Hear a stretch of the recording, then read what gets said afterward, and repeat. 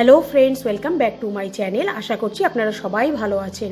আমি আজকে আপনাদের সাথে আলু পেঁয়াজ কলি দিয়ে চিংড়ি মাছের একটা রেসিপি শেয়ার করব। এটা একটা খুবই পুরনো দিনের হারিয়ে যাওয়া রান্না। তাহলে চলুন রেসিপিটা দেখে নিই। আমি এখানে একটা প্যান গ্যাসে বসিয়ে নিয়েছি। এতে আমি 2 টেবিল স্পুনের মতো সর্ষের তেল খুব ভালো করে গরম করে নেব। তেলটা খুব ভালো করে গরম হয়ে গেছে। এবার আমি এখানে একটু চিংড়ি মাছ নুন হলুদ দিয়ে মাখিয়ে রেখেছিলাম। এই চিংড়ি মাছগুলোকে আমি ভেজে নেব।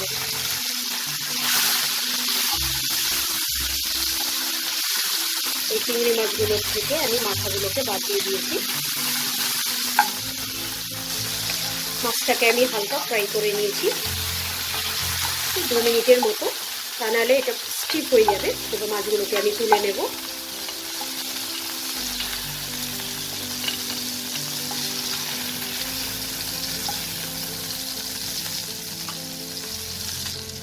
এবার এই তেলেই আমি আরও 1 টেবিল স্পুনের মতো তেল অ্যাড করব। তেলটা গরম হয়ে গেছে। এতে আমি 5টা কাঁচা লঙ্কা মাঝখান থেকে আমি ছিঁড়ে রেখেছি, সেই কাঁচা লঙ্কাটা দিয়ে দেবো। আর 1 টিস্পুনের মতো কালো জিরে দিয়ে দেবো। এটাকে হালকা এটাকে আমি কয়েক সেকেন্ড একটু নাড়াচাড়া করব।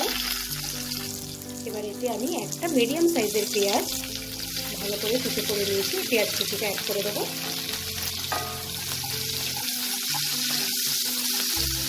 পেঁয়াজটাকে আমি হালকা ব্রাউন করে ভেজে নেব।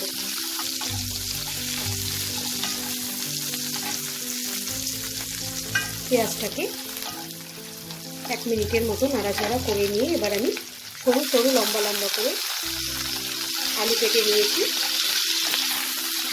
এই আলুটাকে দিয়ে দিলাম।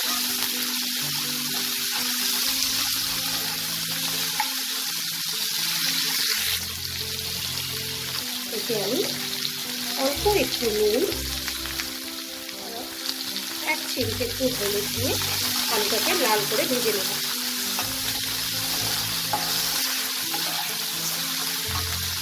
ফ্লেমটাকে মিডিয়াম করে দেবো।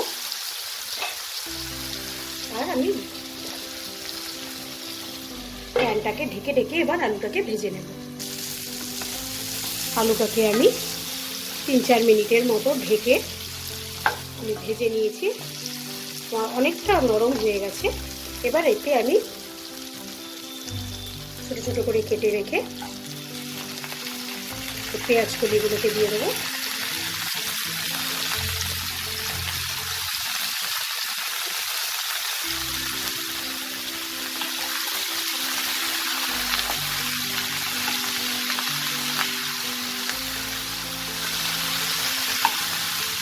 এবার আমি এটাকেও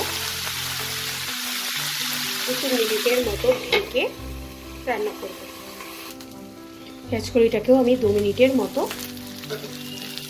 ঢাকা দিয়ে দিয়ে ভেজে নিয়েছি।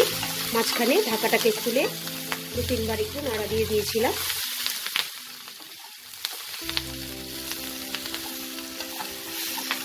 এবার এতে আমি 1 চামচ হলুদ গুঁড়ো, 1 চামচ জিরে গুঁড়ো আর 1/2 চামচের মতো কাশ্মীরি রেড চিলি পাউডার দেব। দিয়ে খুব সামান্য একটু জল দিয়ে মশলাটাকে আমি ভালো করে কষিয়ে নেব।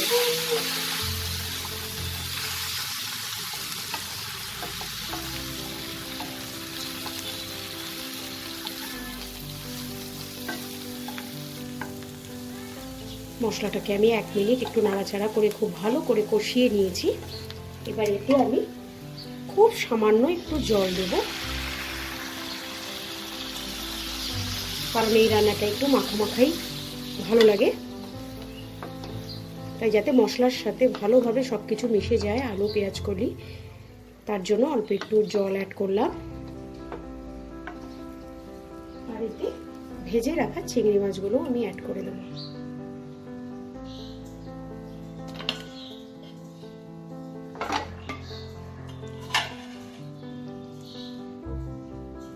তারপর আমি এটাকে ঢাকা দিয়ে 2 মিনিটের মতো রান্না করলেই আমার রেডি। ঝোলটা ফুটে উঠলে মাঝখানে আমি ঢাকনাটাকে একবার খুলে নিয়ে নুনটাকে টেস্ট করে তারপর আমি সল্টটা অ্যাড করব। তারপর এটাকে আবার ঢাকা দিয়ে আমি রান্না করব। ঢাকাটাকে আমি খুলে নেব। দেখুন আলু পেঁয়াজ কলি দিয়ে চিংড়ি মাছ আমার একদম রেডি।